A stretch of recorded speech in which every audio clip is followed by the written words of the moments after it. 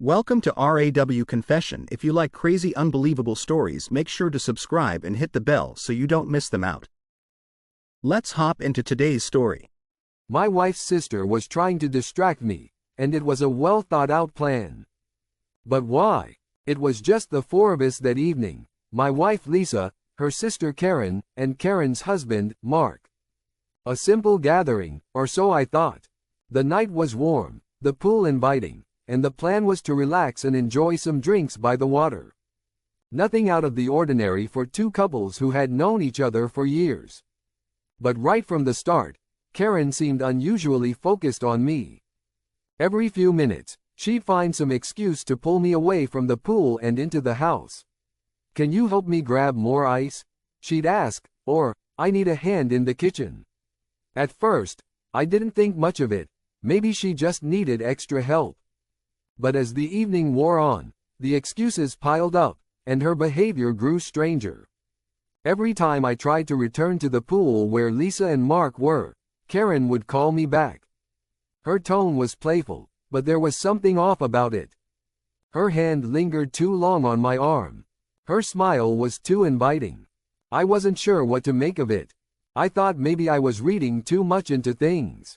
Then, when I politely declined her offers and said I wanted to go back outside, Karen took things further.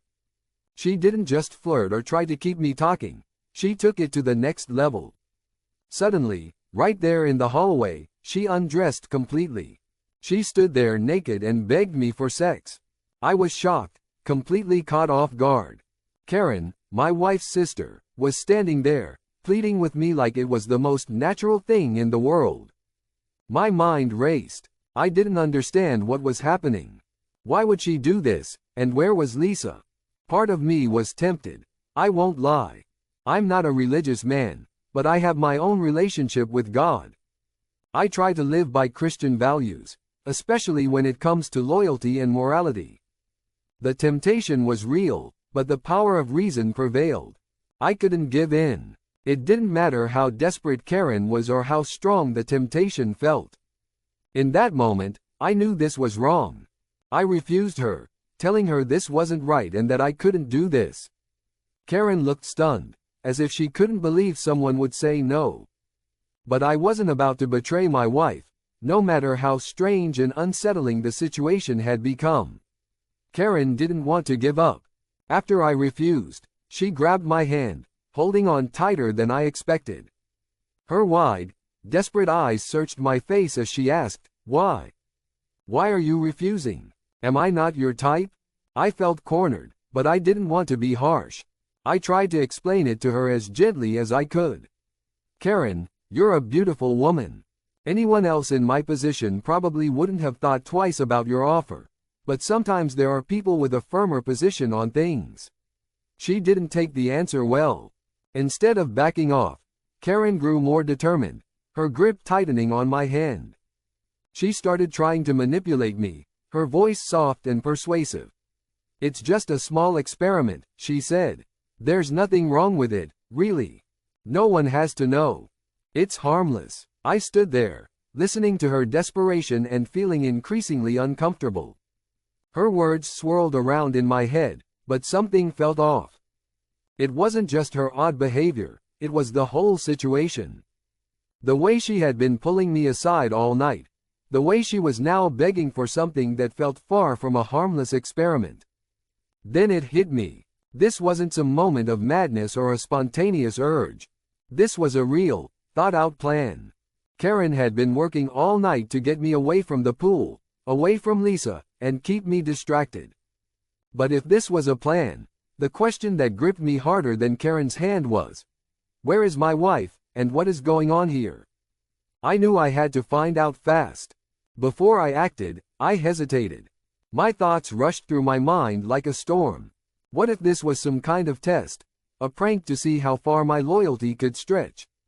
I remembered how, just recently, Lisa and I had joked about situations like this, talking about loyalty and trust. Back then I didn't take it seriously. It seemed like light humorous banter, but now standing in that hallway with Karen desperate and undressed in front of me, I began to wonder, could my wife have arranged this? Had she set up this twisted test of my faithfulness, even going so far as to involve her own sister? Karen's desperate behavior suddenly seemed rehearsed, calculated. The thought was so incredible, so bizarre, that it almost made sense. It felt cruel, an unimaginable way to test someone's trust, but what if that was exactly what was happening? And now, dear listeners, I want to know, what do you think? Write your thoughts in the comments below. Is this the ultimate test of loyalty, or is something darker at play? Soon, you'll see that everything is far from simple here. And don't forget to subscribe to the channel and hit the bell, so you don't miss more shocking and non-trivial stories of betrayal that seem to lurk in even the most boring parts of life. There's always more to uncover. Anyway, I definitely didn't want to continue the conversation with Karen. The whole situation was making me sick. I turned around abruptly, grabbed the nearest bottle of alcohol from the counter, and quickly walked out of the house toward the pool. I needed to see my wife, Lisa, and get to the bottom of this madness. I wanted answers. What was going on, and what were these stupid tests for? Karen tried to stop me, calling out, but I didn't give her a chance. As soon as I stepped outside, I froze. There, by the pool, was a horrifying scene. Lisa, my wife, was in Mark's arms. They were kissing, and it wasn't just some casual drunken mistake. They were completely wrapped up in each other. As I stood there in shock, Lisa had already started to take off her swimsuit. Rage surged through me, and before I could stop myself, I shouted, "What the hell are you doing?" My voice boomed across the yard, breaking whatever spell they were under. Without thinking, I hurled the martini glass in their direction. It shattered against the pavement near the pool, splashing them with cold liquor. They jumped, startled, and scrambled to cover themselves. Lisa's face was a mix of fear and guilt, and Mark looked equally shaken. For a moment, there was complete silence. Then Lisa, recovering from the shock, screamed at me, "Why are you acting like this?" Mark, trying to calm things down, raised his hands and said, "Man, what are you doing? Everything's okay. Don't be nervous." Everything wasn't okay, not by a long shot. Just then, Karen rushed out after me, no doubt hoping to salvage the situation. But by now, anger had completely taken over. These people I thought I knew, were playing some twisted game, and I was done with it. We were about to have a serious conversation, and this time, there'd be no more games. A tense silence hung in the air as Lisa, Mark, and Karen all stared at me, unsure of what I'd do next. But instead of apologizing or explaining themselves, they did something that made my blood boil even more. They laughed. "Relax," Lisa said, her tone suddenly casual, as if nothing out of the ordinary had happened. "This is just an experiment, okay? ? We thought it'd be fun. It's wife swapping. You're overreacting." Mark nodded, smirking as if he were trying to soothe a child.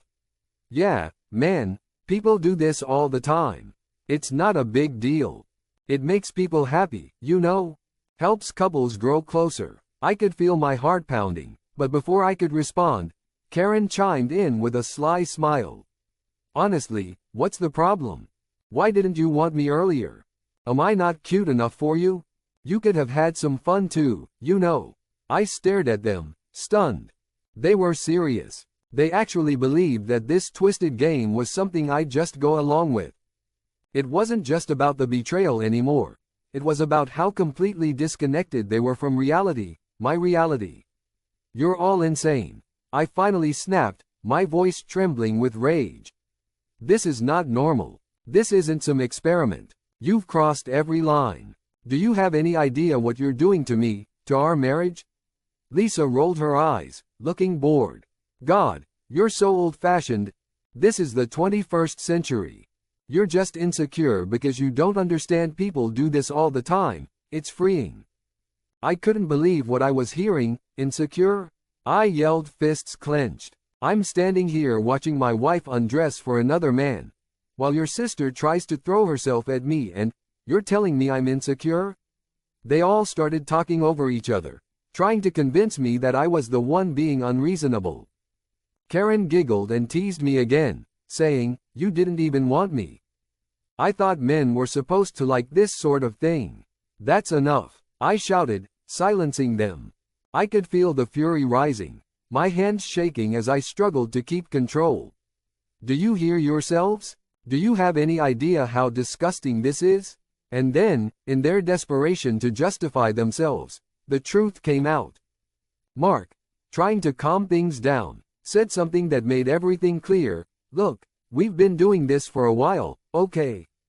The three of us. We just thought you'd eventually be up for it.